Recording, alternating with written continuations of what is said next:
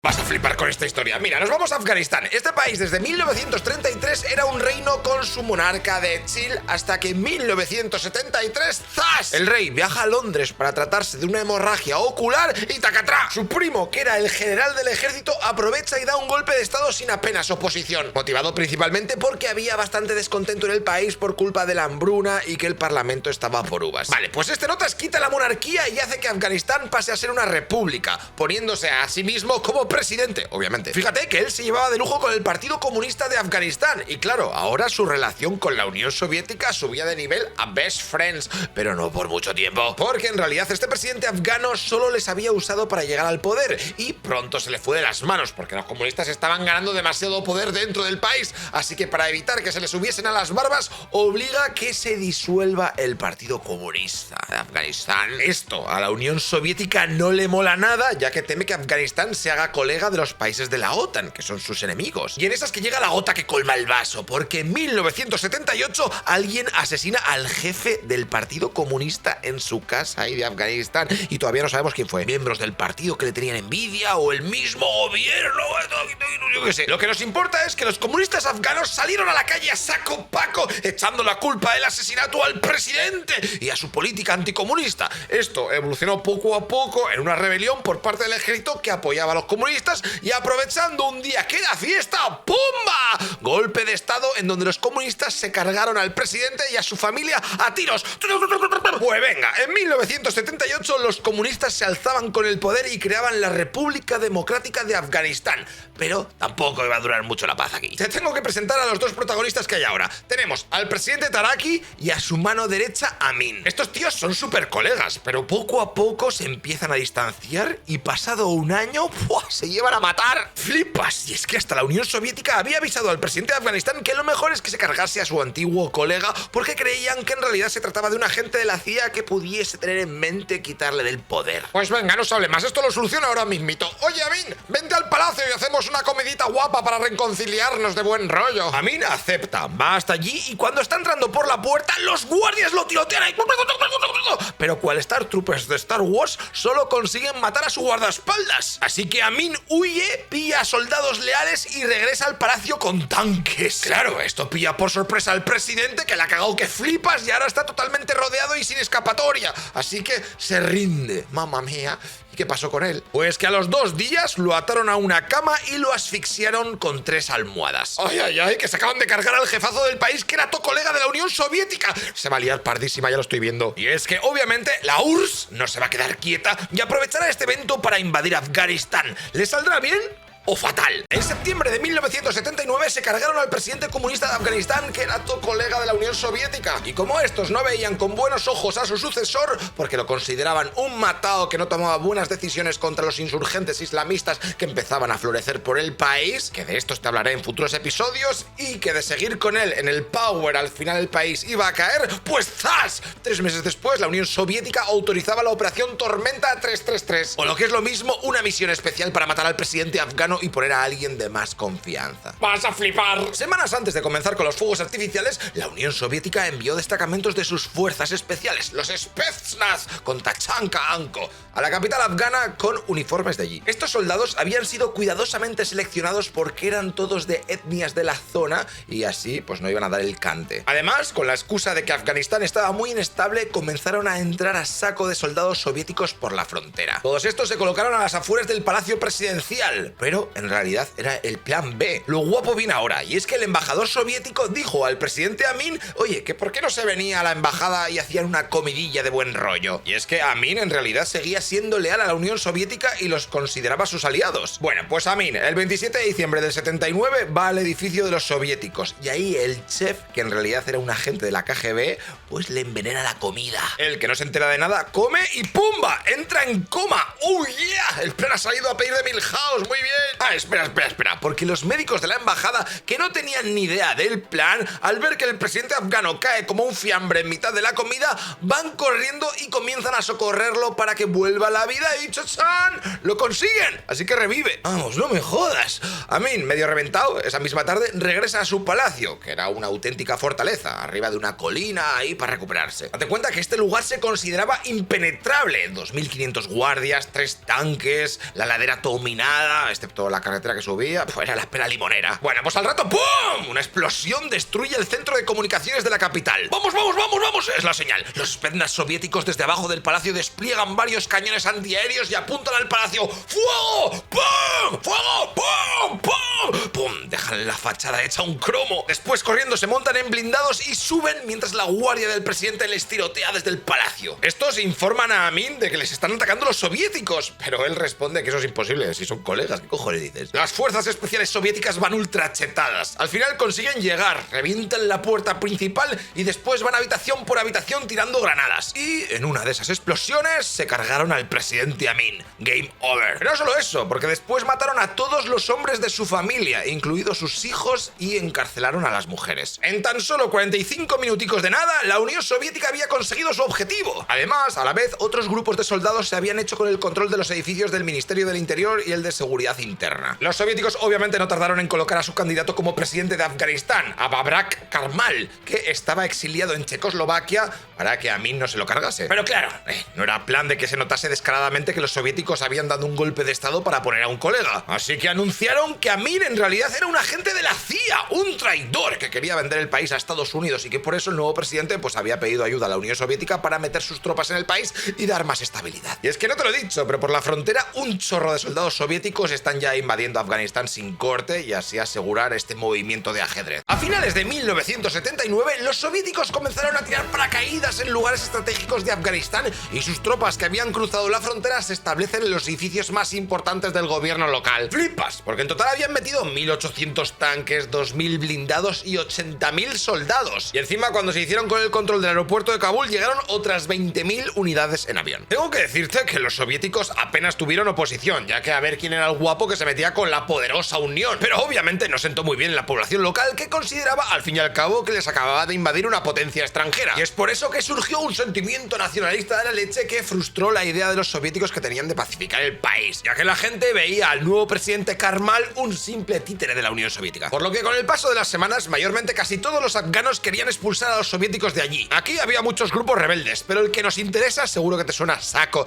y es que te presento a los mujahidines, que mayormente son guerrilleros islámicos de la zona, cada uno de su padre y de su madre, o sea que no siguen a un líder, son un poco caóticos, pero lo único que comparten es el amor por querer formar un estado islámico puro y el odio a muerte hacia los soviéticos. Uy, ¿qué me dices? Pero si eso a Estados Unidos le interesa muchísimo. Recuerda que estamos en mitad de la Guerra Fría, así que es hora de echarles una mano. ¡Que comience la Operación Ciclón! Que no es otra cosa que Estados Unidos financiando durante los siguientes 10 años a los islamistas a saco para que diesen por culo a los soviéticos en Afganistán. Pero la movida es que tampoco podían cantearse mucho, a ver si va a haber una guerra total. Por lo que el plan fue el siguiente. El gobierno yanqui habló con Israel, que había pillado al máximo de armamento soviético en la guerra de Yom Kippur. Entonces, la CIA estadounidense se lo compró todo. Después lo llevó a Pakistán y luego en la frontera con Afganistán, el servicio de inteligencia pakistaní, que estaba en el ajo, se lo entregaba a los combatientes mujahidines. Pero no solo eso, sino que Estados Unidos junto con Arabia Saudí, que los saudíes acordaron poner $1 por cada dólar que metiesen los yanquis, bueno, Reino Unido e Israel financiaron campos de entrenamiento en Pakistán para que esos guerreros islamistas aprendiesen tácticas de guerra moderna y de guerrilla. Con todo este holgorio y los hacks, estos mataos islamistas subieron de nivel a fuego y no pararon de atentar a los soviéticos día sí y día también por muchas zonas de Afganistán, ya que los soviéticos no habían sido entrenados para combatir en aquel mapa petado de montañas. De hecho, los norteamericanos llegaron a imprimir y distribuir libros escolares por todo Afganistán en donde se glorificaba la violencia en nombre de Alá para motivar a la población a que diesen por culo a los comunistas. O sea que estaban creando el caldo de cultivo perfecto para que la yihad global se asentase, normalizando el radicalismo. Pero cualquier cosa era buena para expulsar a la Unión Soviética, si al fin y al cabo son 4 pastores de mierda. No creo que vaya a salpicarnos mucho, ¿sabes? De todas maneras, pese a todo el dinero que Estados Estados Unidos y compañía estaban inyectando en la insurgencia, esta no podía hacer nada contra los helicópteros soviéticos que los barrían del mapa. Así que en 1986 los norteamericanos subieron la apuesta y les regalaron misiles antiaéreos de última tecnología, los Stinger. ¡Uy, uy, uy! ¡Eso ya es otra movida! Ahora la balanza cambiaba y finalmente la Unión Soviética, viéndose incapaz de controlar a aquellos rebeldes, en verano de 1987 anuncian que se piran de allí porque estaban arruinados. Eso sí, tardaron 2 años más en largarse completamente. Date cuenta que en esta guerra afgano-soviética los de la hoz y el martillo perdieron 14.000 soldados y tuvieron otros 50.000 heridos. O sea que para muchos este conflicto sería como la versión de la guerra de Vietnam, pero para los rojos. Y no hay que olvidar que para la población local el conflicto tampoco es que hubiese sido la hostia que digamos. 1/3 de otras personas se piró del país y huyó a Irán o a Pakistán. Ok, ahora que los mujahidines habían ganado el conflicto, Estados Unidos y sus aliados, ya con la derrota soviética debajo del brazo, perdieron el interés en aquella zona del mapa, en plan Afganistán, que eso me la pela ya, si ya no están los soviéticos. Te quedas loco, porque acaban de dejar un país totalmente en llamas con miles de combatientes fanáticos armados hasta los dientes y un gobierno todo débil. ¿Qué crees tú que iba a pasar a continuación? Es el momento de que el boomerang haga el camino de vuelta. Toca presentarte a los talibanes, my friend. Con la retirada de la Unión Soviética de Afganistán, el gobierno, que estaba hecho una mierda, consiguió resistir apenas 3 años más hasta que los mujahidines en 1992 entraron en la capital, poniendo punto y final a la influencia comunista en el país. Lo que pasa, que ya te comenté, que los mujahidines cada uno era de su padre y de su madre y solo les unía el querer tirar a los soviéticos del país. Así que una vez que tenían ese logro desbloqueado, se pusieron a matarse entre sí, a tomar por culo. Llegaba la anarquía total en otra sangrienta guerra civil donde cada señor de la guerra intentaba llevarse el gato al agua. En mitad de este Battle Royale, en 1994 surgieron nuestros protagonistas, los talibanes, fundados por Mohammed Omar, cuando cerca de la frontera de Pakistán, un señor de la guerra de allí secuestró a 2 chicas adolescentes y las violó. Es entonces cuando la gente del lugar acudió a Omar, que era un veterano de la guerra contra los soviéticos al que solamente le quedaba un ojo, para pedirle que hiciera algo, por favor. Así que el Notas reunió a 30 estudiantes, pilló fusiles y atacó la base del señor de la guerra ese. O bueno, le salió bien, porque lo atraparon y lo ahorcaron de un tanque, liberando a las chavalas. ¡Buah, flipas! Esto hizo que su fama corriese como la pólvora y pronto su grupo estaba compuesto por a saco de estudiantes musulmanes que habían sido entrenados gracias a todo el dinero que había metido Estados Unidos en Pakistán. Allí les dieron un chorro de manuales de guerra para que se convirtiesen en máquinas de matar. De hecho, también los servicios secretos de Pakistán les echaron una mano dándoles vehículos, combustibles, dinero y asesores militares con la intención de que se hiciesen con el control de Afganistán y fuesen todo colegas. La población local de Afganistán vio con buenos ojos esta especie de justicieros que luchaban contra los señores de la guerra que hacían lo que les daba la gana. Así que poco a poco fueron ganando terreno del Risk. Pero aquí pasaba algo, porque aún a Omar le faltaba el rollo divino, así que en 1996 fue a un santuario donde se guardaba el manto del profeta Mahoma, se lo puso y salió ante la multitud y ¡puf! Aquello fue demasiado para el body, le daba más 10 de aura y claro, la gente comenzó a llamarlo comandante de los fieles, otorgándole una autoridad religiosa casi divina. ¡Pues ahora sí que sí! Más gente se le unió y se hicieron con el control de medio país hasta que se enfilaron a Kabul, la capital, donde se enfrentaron con el señor de la guerra que tenía aquella zona, que por cierto comenzó ganando la batalla, pero al ver rodeada la ciudad, pues ordenó la retirada y se marcharon al noreste de Afganistán. Pues sale, vía libre para que los talibanes se hiciesen con la capi. En 1998 los talibanes ya controlaban el 90% del país e instauraron la Sharia, o sea, las leyes islámicas Final Boss, en donde ya sabes todo esto, las mujeres debían ir tapadas, te cortaban la mano si te pillaban robando, prohibían la música, el cine y esas movidas heavies. Además de que hicieron matanzas entre los chiitas a los que consideraban subhumanos por no ser creyentes de su línea musulmana. ¡Mamma mía! Acababa de crearse el Emirato Islámico de Afganistán, bajo un régimen fanático que se la pelaba todo más 3. Por ejemplo, en 2001 reventaron las gigantescas estatuas del Buda construidas por el año 600 porque decían que eran contrarias al Islam. ¡Nice! Perfecto. Bueno, pues ahora que tenemos a los talibanes que tienen el control casi completo del país, aunque siguen dándose de hostias por el norte contra los que aún resisten, toca conocer al que clarísimamente va a ser el primer nombre que te viene a la cabeza cuando decimos talibanes. O sea, Osama Bin Laden. Atento porque puede que te sorprenda la movida que fue su vida, ¿eh?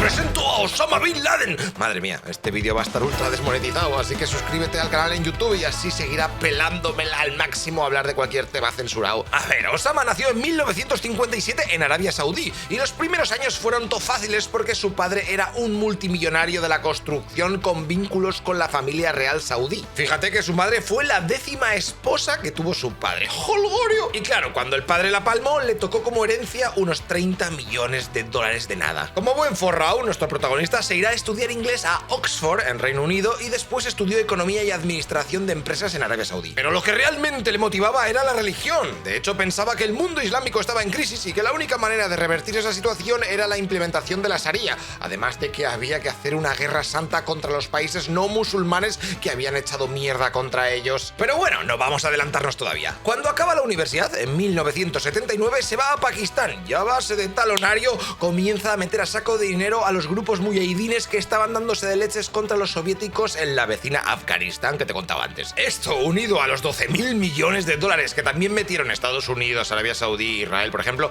pues bustearon que flipas a estos rebeldes. En esta época, Osama Bin Laden se puso como intermediario entre el servicio secreto pakistaní, que era el que recibía el dinero de los Yankees and Company, y los mujahidines, ganando gran importancia. Además de que pagaba los billetes de avión, alojamiento y entrenamiento para cualquier musulmán que quisiera ir a jugar por allí. Pero no solo eso, que va, sino que Estados Unidos llevó a un agente de sus fuerzas especiales y le dio entrenamiento para el combate. Gracias a todo este conocimiento, empezó a montar sus propios campos de entrenamiento en Pakistán y Afganistán. Así que ya con una infraestructura sólida, tocaba el momento de montar su empresa de rebeldes. Y en 1998 crea Al-Qaeda, que significa la base, que en un principio era una especie de club para mantener en contacto a los voluntarios de la guerra, con la intención de que si necesitaban hacer alguna operación, pues se tiraba del listín telefónico y en un momentico pues tenían a un grupo ready para lo que fuese. Vale, ya sabes que los mujahidines ganan la guerra contra los soviéticos, así que en 1989 Osama Bin Laden vuelve a su país, Arabia Saudí, y ¡buf! Allí lo reciben como un auténtico héroe. Joder, gracias a su apoyo habían logrado vencer a la ultrapoderosa Unión Soviética y eso no se consigue todos los días. ¡Es un crack! Y por eso siguió colaborando con el servicio secreto de Arabia y de Pakistán. Pero en esas found, Saddam Hussein de Irak en 1990 se ultramotiva e invade Kuwait. ¡Oh, mamá! ¿Pero qué me dices? Si eso está justo al lado de Arabia Saudí, tío. Pues sí, era una aliada de la hostia tener a un ejército tan poderoso como el iraquí dando por saco en la frontera. Era muy peligroso para la familia real saudí, ya que podría motivar una rebelión interna. Así que el rey de Arabia coge el teléfono y pide ayuda a Estados Unidos para que despliegue tropas en su país y así evitar cualquier problema. Claro, de esto se entera Osama Bin Laden y rápidamente llama al monarca para reunirse porque tenían que hablar. Oye, tío, ¿qué mierda es esa de que has pedido ayuda a un país no musulmán? ¿Estamos tontos? Mira, hacemos una cosa, diles que no vengan, que yo te traigo a los de mi club de Al-Qaeda, que son la pera limonera, y te defendemos el país como Dios manda. El rey Fahd en ese momento duda de la oferta y le pregunta: vale, ¿y si los iraquíes os atacan con armas químicas y biológicas, cómo van a luchar vuestras queridas unidades ligeras? Pues muy fácil, combatiremos con fe. Anda, vete a la mierda, rechazo tu oferta. José, di a los yanquis que pueden desembarcar en el país. ¡Oh, la, la! Le han dicho que no al Tito Laden. Esto obviamente le sentó como el ojete, y el nota se puso como loco para intentar que los clérigos del país se quejasen públicamente del despliegue militar norteamericano en Arabia Saudí, pero estos no movieron un dedo por temor a las represalias. Claro, tantas quejas hacia la familia real terminaron cansando al monarca, que finalmente lo puso bajo arresto domiciliario hasta que finalmente le dijeron: mira, tío, lo mejor es que te pires del país, esto no funciona. ¿Ah, sí? ¿Con casas tenemos? Pues me voy porque yo quiero, ¿eh? Y en 1991 Osama Bin Laden coge sus maletas y se marcha a Afganistán. No te lo he dicho, porque tampoco me has preguntado, pero meses antes de este exilio, a un miembro de Al-Qaeda, que estaba en Estados Unidos, el FBI entró en su casa y le descubrió a saco de planes para volar varios rascacielos de Nueva York. Y claro, ahí saltaron las alarmas, porque se dieron cuenta de que el grupito ese de viejos alumnos ya no jugaba en LAN, sino que estaba organizando cosas bastante tochas por el resto del servidor. Pero bueno, vamos a seguir con Osama Bin Laden a ver qué hace ahora que no le quieren en su país. ¿Cuál crees que será su siguiente movimiento? ¡Uy, qué emoción! En 1991 a Osama Bin Laden le echan de Arabia Saudí por estar todo el rato echando mierda a la familia real por su alianza con Estados Unidos. De primera se muda a Afganistán, pero finalmente termina sentándose en Sudán, o sea, debajo de Egipto. Allí, con bastante de su peña que se había traído, estableció una base de operaciones y entrenamiento, además de que mientras tanto hizo negocios, entre otras cosas, creando una empresa de obras públicas, porque su vena de businessman no desapareció. De todas maneras te digo que la empresa de su padre, que ahora controlaba su su hermano mayor, le seguía dando unos dividendos de 7 millones de dólares al año. De hecho, Osama desde Sudán seguía R que R criticando a la familia saudí, así que estos dijeron a su hermano mayor: oye, o le decís que se relaje cortándole esa paguita, o me da a mí que vuestro negocio va a comenzar a tener muchas trabas en el país. Claro, el hermano no lo dudó y a tomar por culo, le congeló las acciones de su empresa y dejó de pagarle la propina. Incluso Arabia Saudí le bloqueó las cuentas a Osama para ver si se arruinaba y dejaba de ser tan famosete. Lo que pasa que él había sido previsor y ya había movido toda su fortuna fuera del país. Vale, ahora tengo que presentarte a otro grupo que era colega de Bin Laden, la Yihad Islámica Egipcia. Este grupo egipcio quería derrocar al gobierno de su país, así que Bin Laden les financió el atentado. Y te lo voy a contar. Estamos en junio de 1995. Hosni Mubarak, el presidente de Egipto, sabía que ese grupito rebelde se lo quería cargar, así que siempre iba con una escolta de la hostia y raramente salía del país para así estar más seguro. Lo que pasa que había una cumbre de la Organización para la Unidad Africana en Etiopía y tenía que ir sí o sí. ¡Oh yeah, baby! Esa era la oportunidad de los colegas de Bin Laden. Así que un comando de 10 terroristas alquiló una casa en la ruta que tendría que hacer el convoy del presidente desde el aeropuerto al centro de conferencias. El plan era sencillo. Cuando pasase el coche, se le haría una emboscada con AK-47 y un RPG y ¡ale! A convertirlo en chocapic. Vale, pues vamos a ver lo que pasó. El presidente aterriza en Addis Abeba, la capital. Ahí se monta en su comitiva de limusinas Mercedes blindadas. Salen del aeropuerto y en mitad del trayecto un coche de los terroristas aparece de repente y se pone en mitad de la carretera bloqueándolo todo y haciendo que los coches tengan que quedar separados. ¡Venga, es el momento! ¡Go, go, go! De los tejados y otros vehículos que estaban aparcados al lado salen los pistoleros y comienzan a ametrallar sin miramientos a todos los coches. Pero, como te he dicho, las limusinas estaban blindadas ante fusiles de asalto, así que las balas no penetraban al interior. En esas que el notas que lleva el RPG, o sea, el bazooka, se pone de pie y comienza a apuntar al vehículo de Mubarak. Pero justo ahí, uno de los guardaespaldas del presidente lo ve y lo mata. Va a tomar por saco los fuegos artificiales. El chofer del jefazo egipcio no tarda en reaccionar. Hace una maniobra de esas guapas evasivas en la carretera todo estrecha en donde estaban parados, logra darse la vuelta y enfila el coche de nuevo al aeropuerto, donde Mubarak se metió a toda prisa en su avión y ale para Egipto del tirón. O sea que el atentado fue un desastre de la hostia. Y te preguntarás: oh,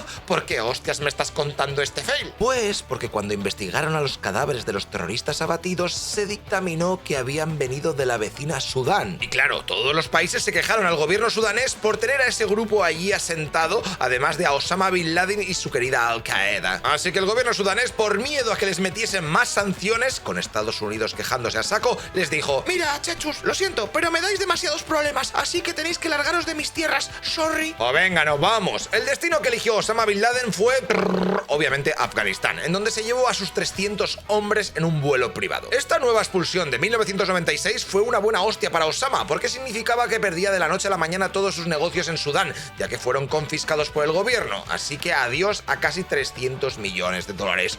El plan de Estados Unidos y Arabia Saudí de dejarlos sin negocios en un país todo marginado como Afganistán para que dejase de tener tanto poder les iba a salir bastante mal. Y es que ahora, sin cosas que hacer ni hobbies, Osama se iba a centrar en radicalizarse aún más si cabe. Los talibanes que estaban en Afganistán lo acogieron y le dijeron: mira, Osama, nos caes bien, así que te dejamos un terrenillo, pero con la condición de que nos eches una mano construyendo carreteras y mezquitas. Y eso sí, no hagas mucho ruido, o sea, no te pongas a atacar a otros países que luego nos van a pedir explicaciones a nosotros, ¿vale? Sí, vosotros tranquilo, yo me escondo en las montañas con mi gente de chill y me vicio al FIFA. No vais a saber ni que existo. Pero Mac, eso era mentira. Y a los 3 meses emite un documento en donde declara la guerra a los estadounidenses porque los muy tunantes seguían establecidos en Arabia Saudí, pese a que prometieron que se largarían después de arreglar la amenaza de Irak. Chavales, chavalas, Al-Qaeda acaba de subir de nivel y se ha convertido en una organización que va a ir a saco a por todas. Llega el momento de dejar a un lado el rollito de guerrillas y comenzar a fabricar bombas para hacer atentados tobestias. Osama Bin Laden, después de ser expulsado de Arabia Saudí y de Sudán, se instala en Afganistán en 1996. Como ya había perdido mucho poder después de tantos viajes, saca su cartera y comienza a poner dinero para ayudar a los talibanes a acabar con la alianza del norte que aún resistía arriba del país. Y ya con su favor ganado, comenzó a montar a saco de campos de entrenamiento en donde traía reclutas de todo el mundo para comerles el tarro con el objetivo de la guerra santa que quería emprender contra Estados Unidos y sus colegas occidentales. Date cuenta que Osama Bin Laden ya había realizado varios atentados años atrás en Yemen y Somalia, pero ahora la cosa iba a subir de nivel. Y esto nos lleva a la que montaron el 7 de agosto de 1998, coincidiendo con el 8º aniversario de la llegada de tropas estadounidenses a Arabia Saudí, algo que seguía sin perdonar a la familia real saudí. Y es que eso de dejar instalarse a infieles en tierras sagradas del Islam, ¡ja!,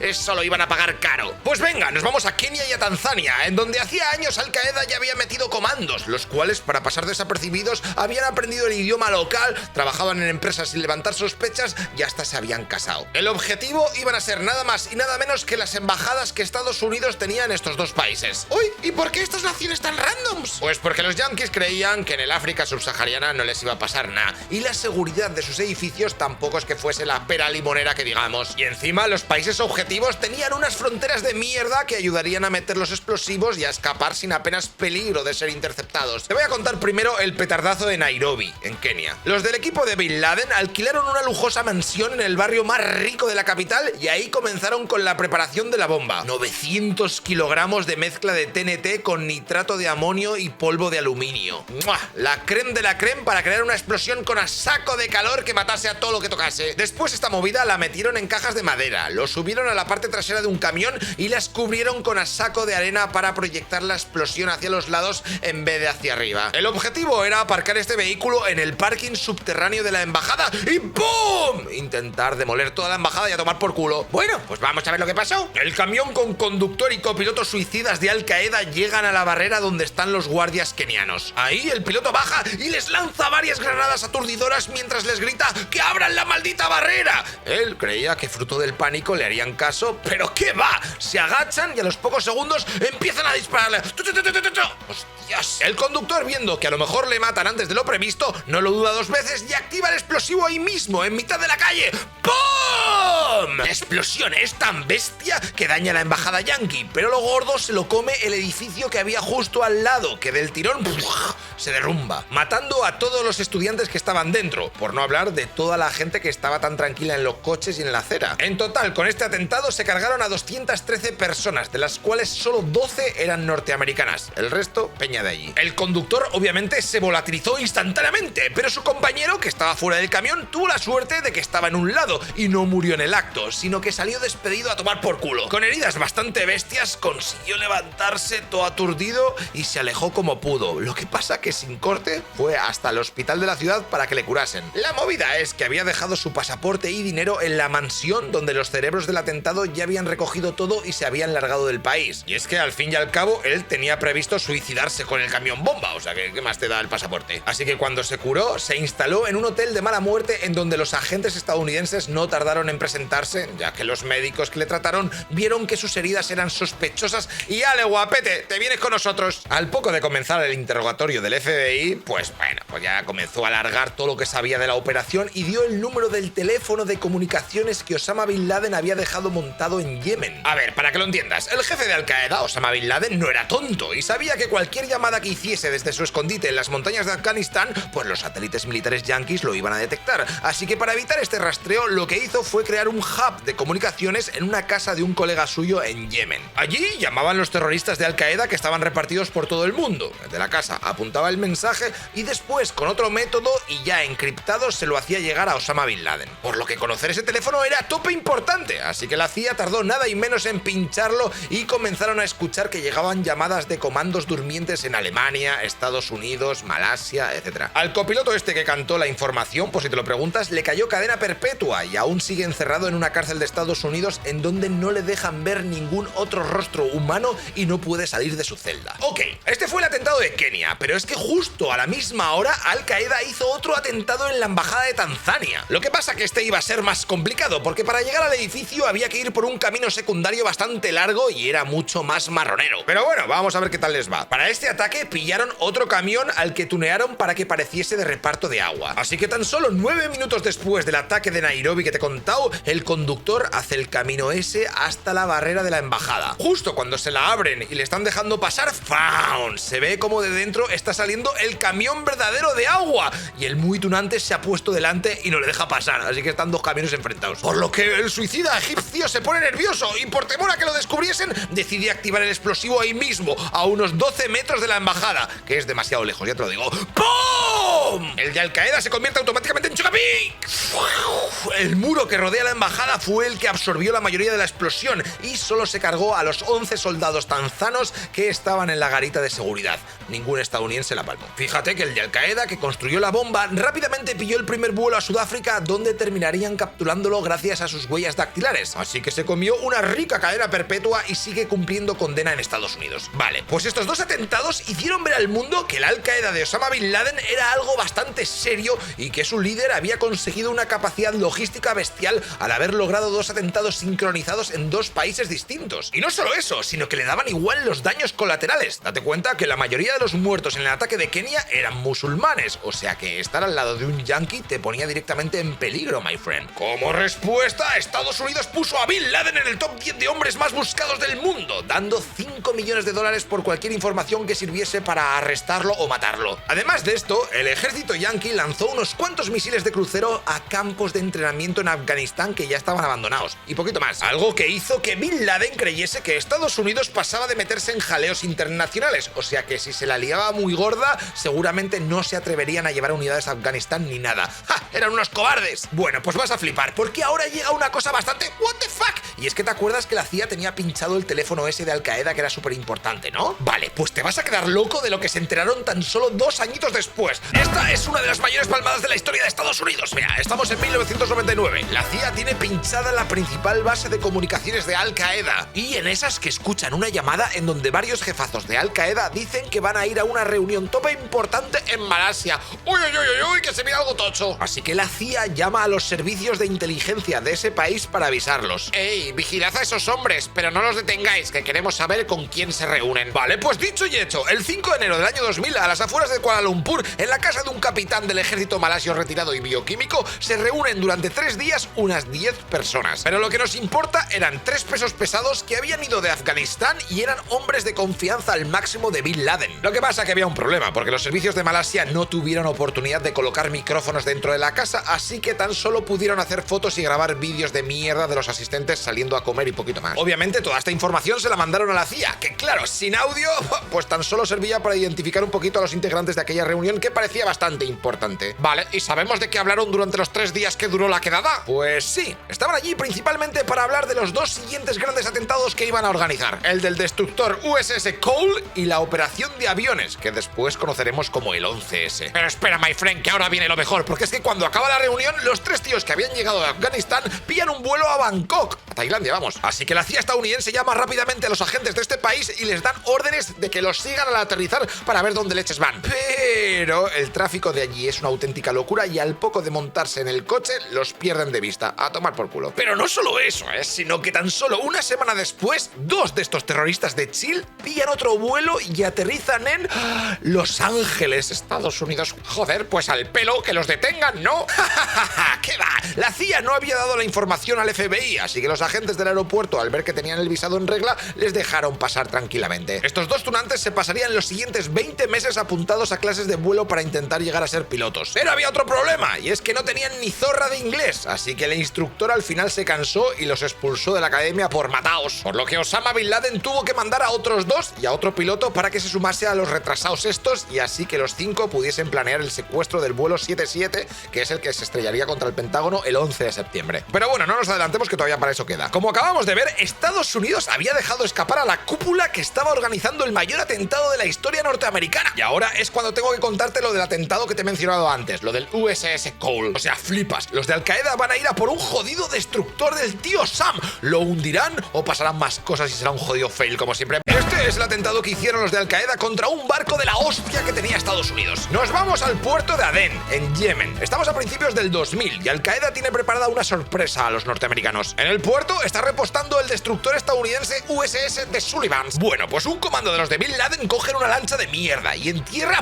la petan hasta arriba de explosivos. Luego la llevan al agua y cuando la posan, se hunde de tanta carga que le habían metido. O sea, no les había dado tiempo ni siquiera a encender el motor. Así que Tom y Yaos tuvieron que recoger los explosivos, secarlos y guardarlos, que por lo menos habían aprendido una lección. Menos peso y una lancha que no sea tan cutre, por favor. Tendrían que pasar otros 9 meses para que llegase el momento de a ver si no andan tan tontos. El 12 de octubre del 2000 llega otro destructor estadounidense a puerto. Es el USS Cole, que también necesitaba combustible. Así que aquello tan solo iba a ser una paradita rápida. Entrar, llenar, me lo llenas hasta arriba y salir. En 4 horas estaban fuera. Por lo que los de Al Qaeda debían de darse prisa para montar todo el tinglao. La operación la iban a llevar a cabo 2 terroristas suicidas que habían petado otra lancha de 10 metros con unos 300 kilos de C4. Y la idea era estamparse contra el buque militar, hacer un agujero de la hostia en el barco con la intención de hundirlo. Pues venga, al agua, encienden motores y comienzan a acercarse al destructor. Los marineros estadounidenses, que estaban en alerta y tenían órdenes de disparar solo si veían armas,